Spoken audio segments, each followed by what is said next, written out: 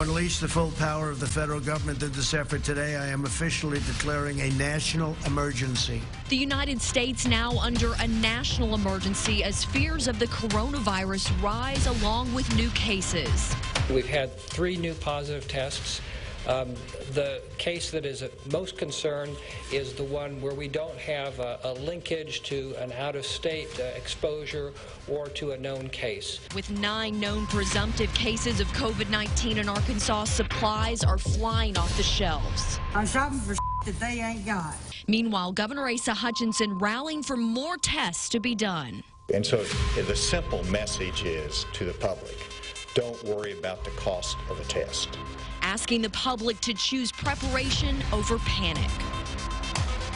And that's where we begin on this Friday night. Thanks for joining us. I'm Ashley Katz. We're continuing our coverage of this evening's White House address from the president to the nation. Here are some quick takeaways that we learned today. A national emergency has been declared to combat the coronavirus. The president is also pledging $50 billion in federal aid. That money will help mobilize FEMA. In addition, the U.S. government is temporarily waiving federal student loan interest, effective immediately.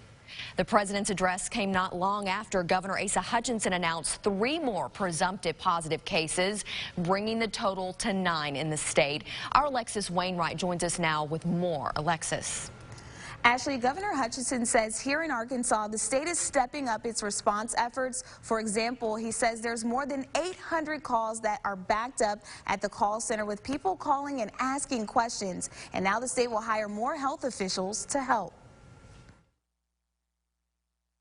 We put into place are critical to overcoming the virus. A pandemic, now a national emergency. Friday, President Trump making plans to slow down the spread of the coronavirus. The president is calling on every state to set up emergency operation centers immediately, with every hospital in the nation also implementing emergency preparedness plans. We have an incident command center that we have opened and is populated by UAMS leadership. UAMS says that's exactly what they've been preparing to do. Our emergency operations center has been open for over 48 hours. And at the state level, Governor Asa Hutchinson taking steps to protect Arkansans.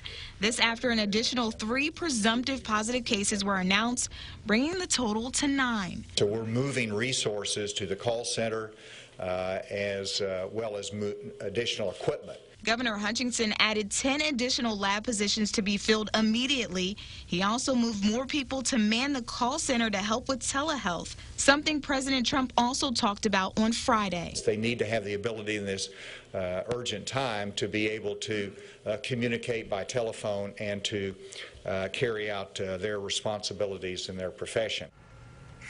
Governor Hutchinson also says he will likely issue another amendment for telehealth if we see more cases. Meanwhile, the partial travel ban for people traveling to the U.S. from Europe goes into effect at midnight Eastern time. Ashley, back to you.